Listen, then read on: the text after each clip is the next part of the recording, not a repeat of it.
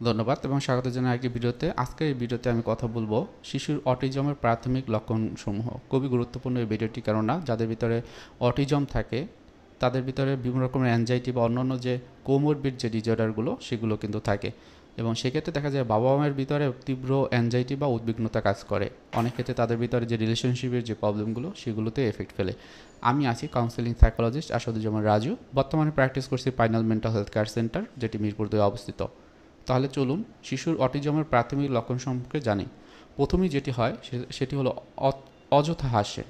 আমরা জানি কোনো একটা হাসির বিষয় হলে আমরা হাসি, যেই বিষয়তে হয়তো হাসার না, সেক্ষেত্রে আমরা কিন্তু ওই রকম কোনো ফিলিং বা স্মাইলি ফেস দেই না। কিন্তু অটিজম যদি থাকে সেক্ষেত্রে কিন্তু তারা অযথাই হাসবে। এরপর যেটি আসে, কোনো একটি ভয়ের কাজ বা ভয়ের একটা বিষয়, কিন্তু সেই বিষয়টি সে ভয় পাবে না।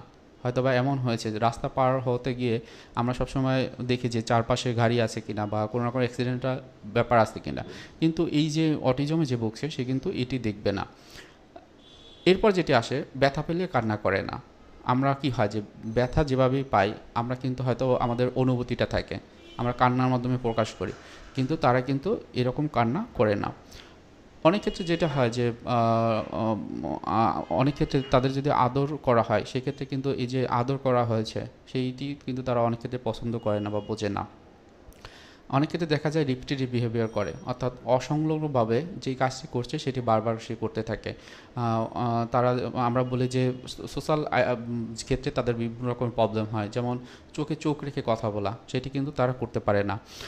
অনেক ক্ষেত্রে দেখা যায় তাদের ভিতরে একা থাকতে পছন্দ করে। যখন অন্য কেউ তাদের কাছে আসে তখন দেখা যায় যে তার মন খারাপ করে বা ওই জায়গা থেকে চলে যায়, এবং নিজের যে যে জিনিসটি দরকার বা যে জিনিসটি তার প্রয়োজন সেটি কিন্তু হয়তো তার প্রকাশ করতে পারে না।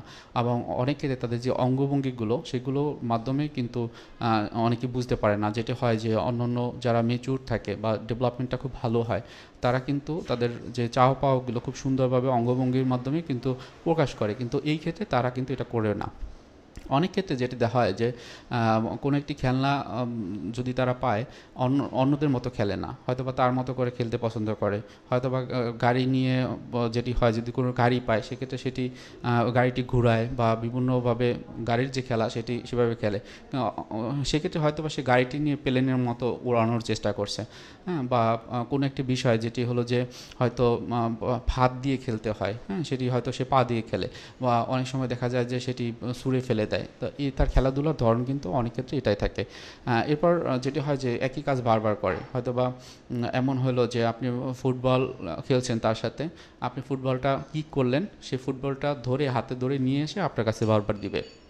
সো এই লক্ষণটাও কিন্তু অনেক ক্ষেত্রে দেখা যায়।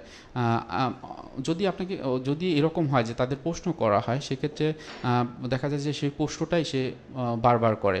অর্থাৎ আপনি তাকে জিজ্ঞেস করলেন যে তুমি কি দিয়ে খেয়েছো, তখন সে বারবার বলবে তুমি কি দিয়ে খেয়েছো, তুমি কি দিয়ে খেয়েছো।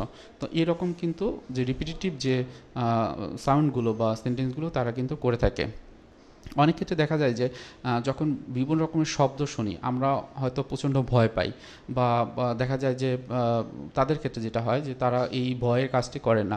অথবা কোনো একটা অনেক ক্ষেত্রে দেখা যায় যে কোনো একটা সাউন্ড হলো, সাউন্ড হয়তো বা খুব বেশি জোরে হলো না, বা ওই রকম সেন্সেশন আমাদের মাঝে তৈরি করে না, কিন্তু সে অল্পতেই এটা বুঝতে পারে এবং তার ভিতরে তীব্র একটা ভয় বা একটা সেন্সেশনাল যে রেসপন্স সেটি কিন্তু সে করে থাকে। অনেক ক্ষেত্রে দেখা যায় যে কোনো একটা খেলনা নিয়ে সে একা একা ঘুরতে থাকে বা খেলনাটাকে বারবার ঘুরায়। এবং লাস্ট যেই জিনিসটি বলবো সেটি হলো যে অন্যদের সাথে মেশার ক্ষেত্রে বা খেলাধুলা করার ক্ষেত্রে সে একটু ইউনিক কিছু প্রসেস ব্যবহার করে।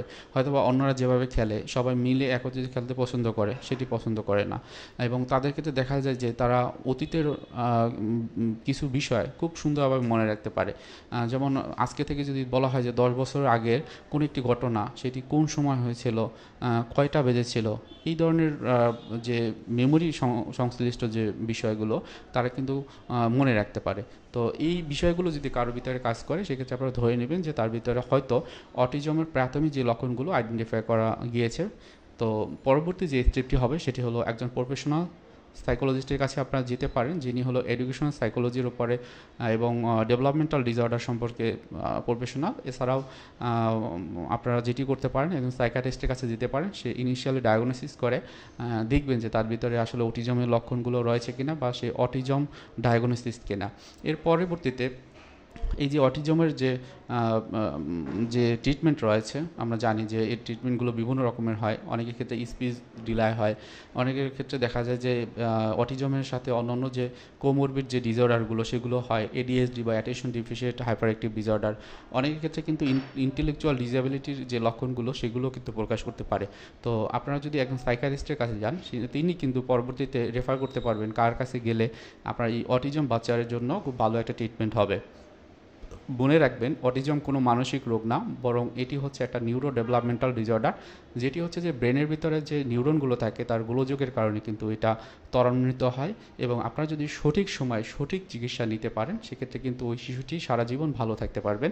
এবং সবসময় লক্ষ্য রাখবেন বা চেষ্টা করবেন 2.5 থেকে 3 বছরের ভিতরে যদি এই লক্ষণগুলো প্রকাশ পায়, সেক্ষেত্রে একজন সাইকিয়াট্রিস্টের কাছে নিয়ে যাওয়া।